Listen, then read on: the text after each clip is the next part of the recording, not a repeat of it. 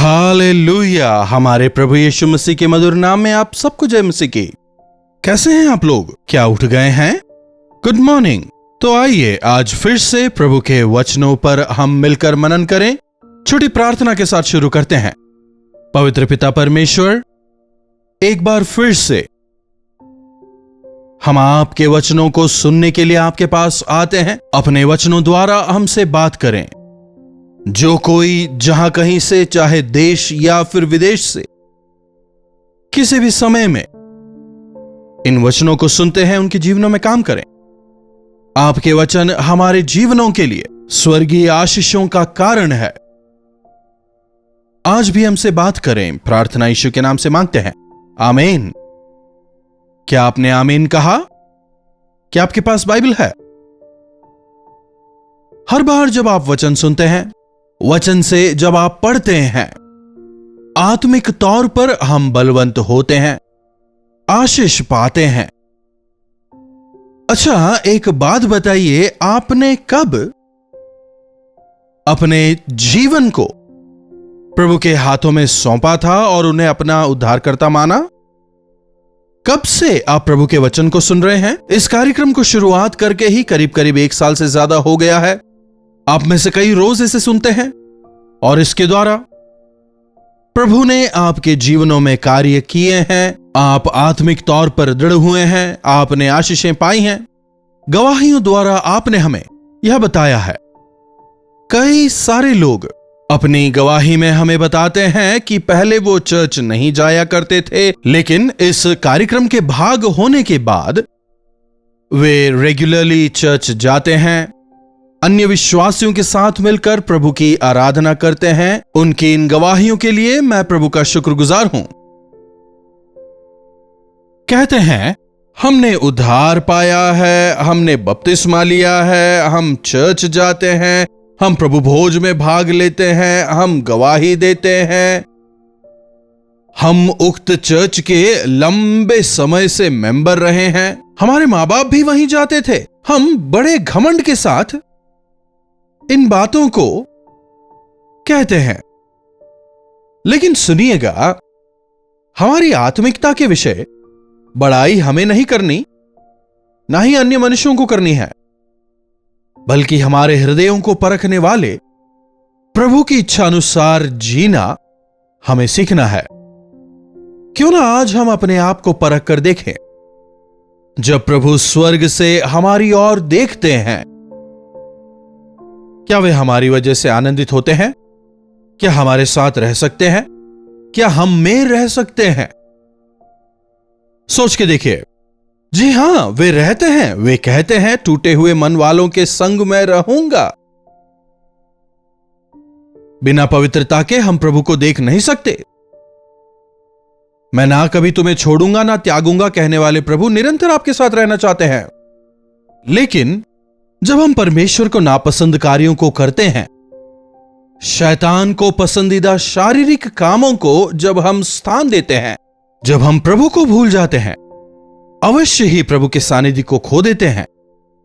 इसलिए हमें अपने आप को परखना है। इंसानों के सामने उन्हें दिखाने के लिए, प्रशंसा पाने के लिए हम बहुत नाटक कर सकते हैं। खूब आत्मिकता का नाटक कर सकते हैं, दीनता का ढोंग रच सकते हैं, नम्रता का नाटक कर सकते हैं। लोगों के सामने कुछ लोग ऐसे बातें करते हैं मानो उनके मुंह में जबान है ही नहीं, लेकिन जाने अनजाने उनका वास्तविक रूप बाहर आ ही जाता है। जो सत्य है वो सत्य है ही। एक्टिंग जो है हमेशा स्थिर नहीं रह सकती। सच्चाई से प्रभु के पीछे चलने की इच्छा, ईमानदारी से प्रभु के अनुकरण की इच्छा, इंसानों को दिखाने के लिए नहीं, लेकिन प्रभु को प्रसन्न करने की इच्छा हमें हमेशा होनी चाहिए। आज मैं खास तौर पर इसी विशेष बात पर जोर देना चाहता हूं। मेरे विषय कोई भी इंसान कुछ भी बोले, चाहे कैसी भी परिस्थिति आ जाए, मैं ऐसी स्थिति में कभी ना पहुंचूं जो मेरे प्रभु को पसंद नहीं है। मैं प्रभु से दूर हो जाऊं, ऐसी स्थिति मुझ में कभी ना हो। इसलिए प्रभु से कहें, प्रभु आपके सानिध्य में मुझे बनाए रखें। प्रभु, जिन चीजों को मैं करता हूं क्या वे आपको प्रसन्न करते हैं? जिन शब्दों को मैं बोलता हूं क्या वे आपको पसंद है? प्रभु, जहां कहीं मैं जाता हूं क्या वे स्थान आपको पसंद है? मेरे सोच विचार क्या प्रभु आपको पसंद है? इस प्रकार सदैव हमें अपने आप को परखते रहना चाहिए। आवश्यक नहीं कि जो चीज अच्छी नजर आ रही है वो अच्छी हो। इंसानों को जो पसंद है प्रभु को भी पसंद हो। हमारे हर एक कार्य प्रभु को पसंद हो, आवश्यक नहीं। परमेश्वर हमारे मन को जांचते हैं, मन की सच्चाई वे चाहते हैं। हम कितनी बार चर्च गए, या फिर हमने कितनी बार गवाही दी, या फिर हमने चर्च में कितना भेंट चढ़ाया, या फिर चर्च में जिन चीजों की जरूरत थी उन्हें सब खरीद के दिया, इन तमाम बातों के द्वारा हमारी आत्मिकता नहीं झलकती। क्या आपका हृदय प्रभु के सामने सही है? यह मायने रखता है। तेरा मन परमेश्वर के साथ ठीक नहीं, इसलिए इसमें तेरा कोई भाग नहीं, पतरस शिमोन से उन दिनों में कहता है। बिना हृदय की पवित्रता के हम चाहे जो कर लें वह परमेश्वर को स्वीकार्य नहीं होगा। इसीलिए दिन प्रतिदिन हमें अपने आप को परखते रहना, अपनी आत्मिक स्थिति को लगातार जांचते रहना आवश्यक है।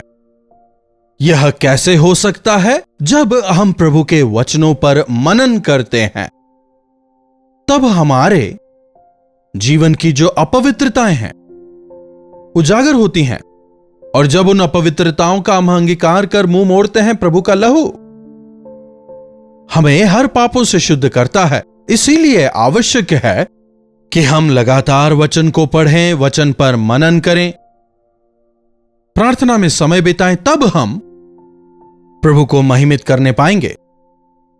पहले कुरिन्थियों 10वें अध्याय में पौलुस क्या कह रहा है, देखिए।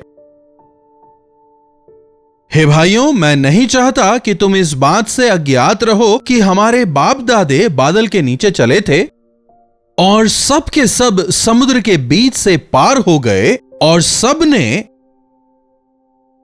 बादल में और समुद्र में मूसा का बपतिस्मा लिया, और सब ने एक ही आत्मिक भोजन किया, और सब ने एक ही आत्मिक जल पिया, क्योंकि वे उस आत्मिक चट्टान से पीते थे जो उनके साथ साथ चलती थी, और वह चट्टान मसीह थे।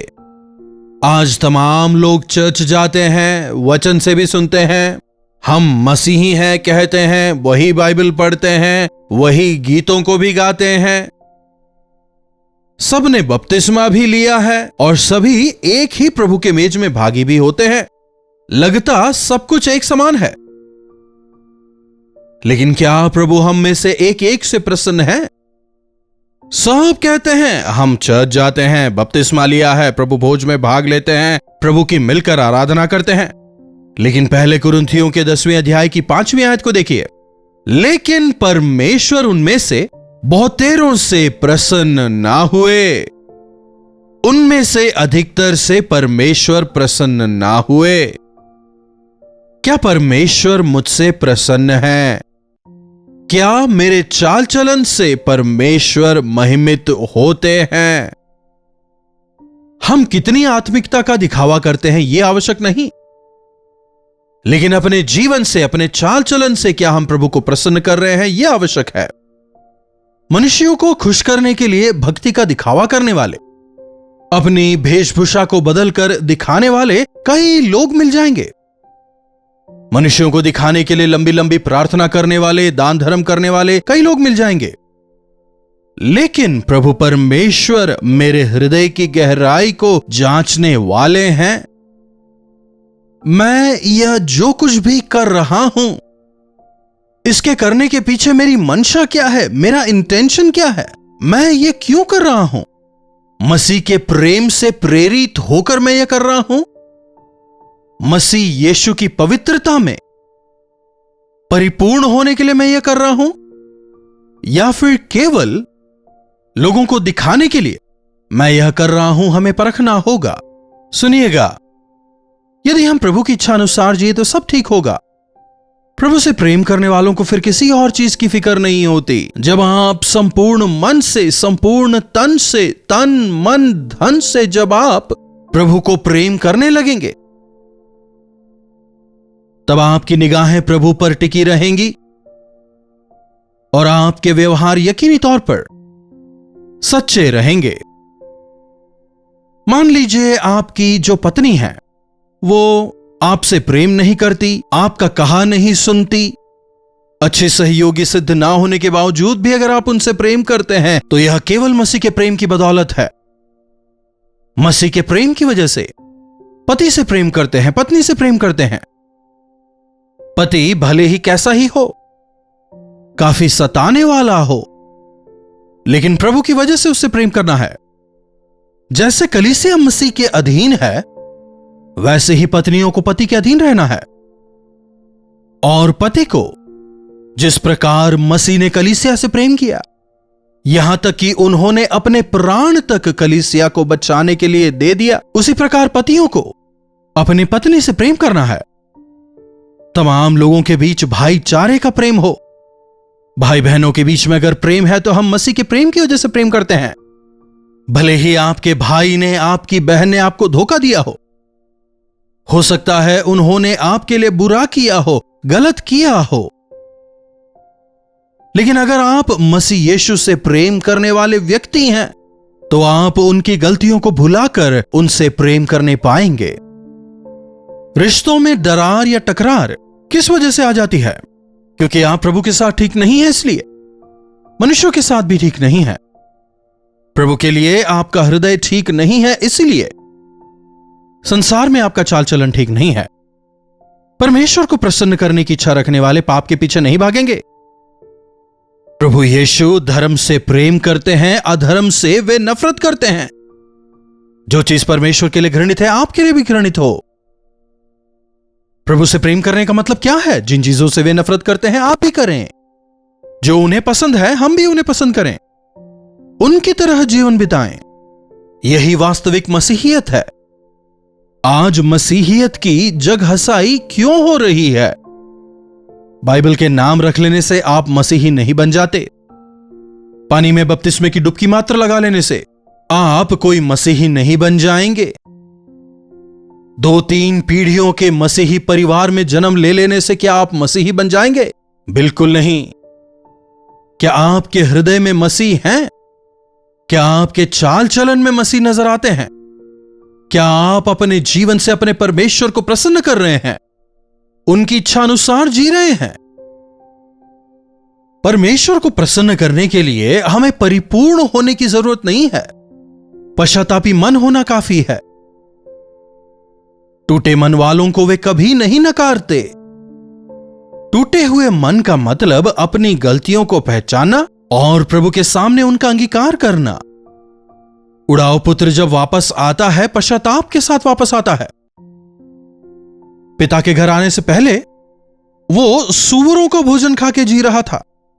कैसी दयनीय अवस्था में वो जीवन बिता रहा था। देखिए, जो उसने किया था वो गलत था। जब उसे समझ आया, पिता के पास आकर पिता से कहता है, हे मेरे पिता, मैंने आपके विरुद्ध पाप किया है, कहकर जब पश्चाताप करता है, पिता क्या करते हैं? जा पहले जाके नहा के आ, नहीं तो निकल जा यहां से।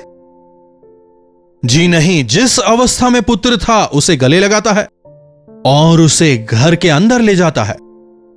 अगर आज आप मसीह के पास जाकर, प्रभु मुझसे गलती हो गई, मुझे माफ करें, प्रभु से अगर आप कहने पाए, वे आपको दूर नहीं करेंगे, बल्कि आपको गले लगाएंगे और जो कुछ आपने खोया है वो आपको दोबारा देंगे। याद रखें, यीशु आपसे प्रेम करते हैं, लेकिन हमारे पापों को वे सहन नहीं करते। जब तक पाप आप में है, उनके प्रेम का अनुभव आप नहीं कर पाएंगे। इसलिए अपने पापों का अंगीकार करने कहते हैं। यदि तुम अपने पापों का अंगीकार करो तो तुम्हारे सब अपराधों से शुद्ध करके तुम्हें क्षमा करने के लिए प्रभु विश्वास योग्य है। दिन प्रतिदिन प्रभु की इच्छा अनुसार जीवन बिताएं। क्या मैंने आज प्रभु को दुखी किया है? क्या मैंने ऐसे कुछ बोला कि प्रभु दुखी हुए? हर रोज अपने आप को आप परखें। कुछ गलत है तो पश्चाताप करें। तो हर रोज आप प्रभु की महिमा में, प्रभु को प्रसन्न करते हुए आप जीने पाएंगे। सिंहासन पर विराजमान प्रभु आपको देखकर आनंदित होंगे। मेरा बहाया लहू बर्बाद नहीं हुआ। मेरा यह बेटा बेटी अपनी गलतियां मानकर उनसे पश्चाताप कर रहा है, कहते हुए प्रभु आपसे प्रसन्न रहेंगे। आज से अपने आप की इच्छा के लिए या इंसानों को प्रसन्न करने के लिए अपने समय को बर्बाद ना करें, लेकिन आपके लिए अपने प्राणों को देने वाले यीशु के लिए अपने जीवन को बिताएं, उनके वचन के अनुसार जिएं और उन्हें प्रसन्न करें। प्रार्थना। महापवित्र पिता परमेश्वर, आपके वचनों के लिए आपका धन्यवाद। प्रभु, हमारी मदद करें कि संसार में हम एक नामधारी मसीह होकर जीवन ना बिताएं, बल्कि आपसे प्रेम करते हुए आपके वचन को जीवन में प्रथम स्थान देते हुए आपकी इच्छा को जानकर समझकर उसके अनुसार जीवन बिताने का अनुग्रह हमें से एक एक को दें। प्रभु, दिन प्रतिदिन क्या हम आपको प्रसन्न कर रहे हैं? अपने बोली चाली से, चाल चलन से क्या हम आपको महिमित कर रहे हैं? इस बात को जांच कर परख कर आपके लिए जीवन बिताने का अनुग्रह दें। सांसारिकता पर, शारीरिक इच्छाओं पर जयवंत होकर आपके गवाह होकर जीने का अनुग्रह हमें से एक एक को दें। प्रार्थना यीशु के नाम से मांगते हैं, आमीन।